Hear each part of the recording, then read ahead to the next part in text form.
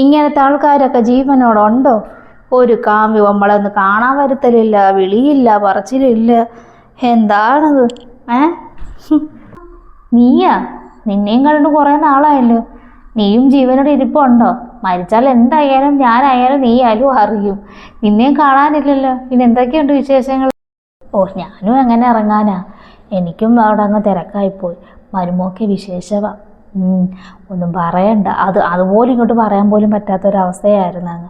അയ്യോ, അപ്പോഴേ തുടക്കം മുതലേ അങ്ങ് ഛർദിലും അങ്ങ് ക്ഷീണവും അങ്ങ് വല്ലാതായിരുന്നു.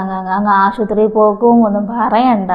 മരുമോടെ വീട് അങ്ങ് ദൂരെ ആയതുകൊണ്ട് ദൂരയാത്രയ്ക്കൊന്നും പറ്റത്തില്ല എന്ന് പറഞ്ഞതുകൊണ്ട് വീട്ടിലും വിട്ടില്ല പെണ്ണിനെ. അതുകൊണ്ട് ഇവിടെ തന്നെ ആയിരുന്നു അങ്ങ്. അതിന് പിന്നെ വീട്ടു ജോലിയും ആ പെണ്ണിൻ്റെ കാര്യങ്ങളൊക്കെ നോക്കുന്നുണ്ട്. എനിക്കും പറ്റിയില്ലായിരുന്നു വരാൻ. ഒന്നും പറയണ്ട. ആണോ? എത്രയാൾക്ക്?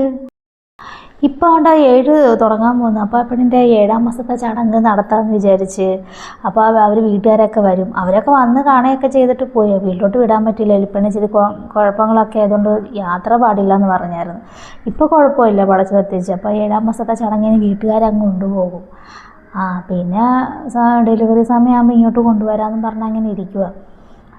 ഒരു 2 ആഴ്ചത്തോളം അവിടെ പോയി നിൽക്കട്ടെ എന്ന് വിചാരിച്ച്. പെട്ടെന്നല്ല ഇങ്ങോട്ട് കൊണ്ടുപോകാൻ, ഇവിടെ അല്ലേ കാണിച്ചത്. പിന്നെ പ്രസവം കഴിഞ്ഞപ്പോൾ അങ്ങ് കൊണ്ടുപോവുകയൊക്കെ ചെയ്യും. അല്ല, നിൻ്റെ മരുമോൾക്ക് വിശേഷം അല്ലേ? വായ വിശേഷം, ഒരുപാട് വിശേഷമാണ്. അതിനുള്ള ഭാഗ്യമൊന്നും എനിക്കില്ല. കുറേ നാളായി ഇന്നാവും നാളെ ഒന്നും പറഞ്ഞ് ഞാനിവിടെ കാത്തിരിക്കുന്നത്. അവൾക്ക് എന്നോട് വഴക്കടിക്കാനുള്ള ഇരുന്നേരും.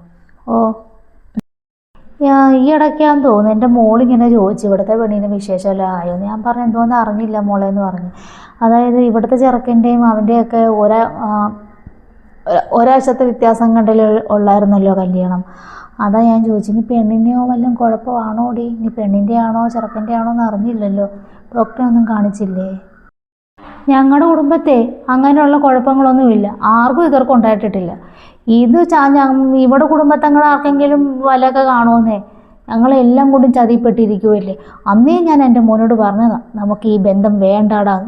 അപ്പോൾ പ്രേമം മൂത്തിരിക്കുമല്ലേ അതെൻ്റെ മോനിക്കങ്ങ്. ഒന്നും പറയണ്ട.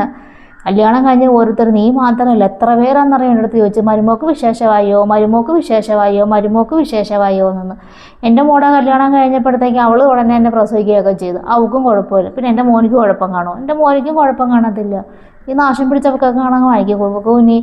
ഇനി കുടുംബത്തൊക്കെ ഇനി എന്തൊക്കെ കുഴപ്പങ്ങളാണെന്ന് ആർക്കറിയാം.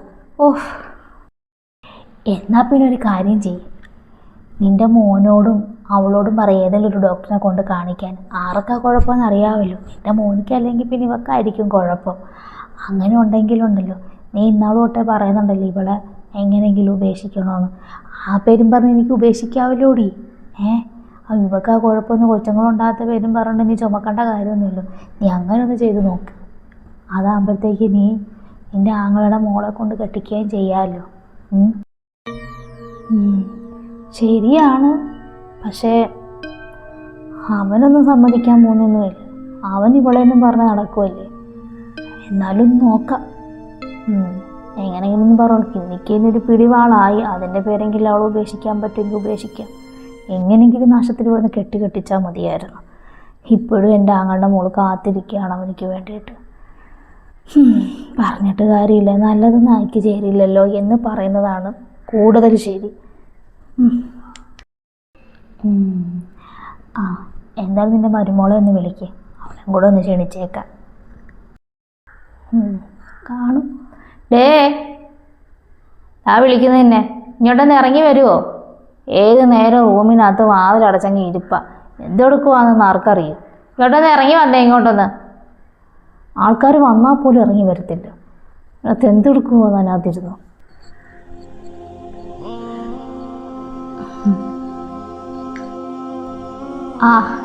എന്തുകൊണ്ട് മോളെ, സുഖമായിട്ടിരിക്കുന്നോ? ഒരു വിശേഷം പറയാനായിട്ട് വന്നതാ. മരുമോള് വിശേഷമായിട്ടിരിക്കുമായിരുന്നു. അപ്പോൾ അവൾക്ക് 7 മാസമാകുന്നു. അപ്പോൾ ആ 7-ാം മാസത്തെ ചടങ്ങാ. അപ്പോൾ അവളുടെ വീട്ടിൽ നിന്നൊക്കെ ആൾക്കാരൊക്കെ വരുന്നുണ്ട് അവളെ കൊണ്ടുപോകാനായിട്ടൊക്കെ. അപ്പോൾ ആ കാര്യം പറയാൻ വേണ്ടി വന്നേ. അപ്പോൾ നിങ്ങൾ 2 പേരും അവിടെ കാണണം കേട്ടല്ലോ. ബുധനാഴ്ചയാണ്, അതുകൊണ്ട് എല്ലാവരും ഒന്ന് നേരത്തെ എത്തിയേക്കണം.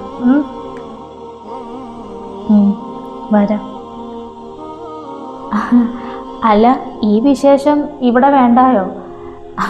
എത്ര നാളെന്ന് പറഞ്ഞ് ഇങ്ങനെ നടക്കാനാ നിങ്ങളുടെ? അല്ല, നിങ്ങളുടെ തീരുമാനം ഇതെന്തോന്ന് അറിയില്ല. ഇപ്പോഴത്തെ പിള്ളേർ കല്യാണം കഴിഞ്ഞ ഉടനെ അവർ പറയുന്നതൊക്കെ ഉടനെ കുട്ടികളൊന്നും വേണ്ട, 1 വർഷം കഴിഞ്ഞ് മതി, 2 വർഷം മതി എന്നൊക്കെ പറഞ്ഞിട്ട്. ഇനി അങ്ങനെയുള്ള തീരുമാനമാണോ നിങ്ങളുടേത്? അങ്ങനെയൊന്നും വെക്കണ്ട കേട്ടോ. അഥവാ അതൊന്നും അല്ലെങ്കിൽ നിങ്ങൾക്ക് എന്തെങ്കിലും കുഴപ്പമുണ്ടോ എന്നറിയാൻ വേണ്ടി ഒരു ഡോക്ടറെ പോയി കാണുന്നത് നല്ലതാണ്. ആർക്കാ കുഴപ്പം നമുക്ക് അറിയാൻ പറ്റുമല്ലോ. എന്തായാലും വെച്ച് താമസിപ്പിക്കരുത് മോനെ.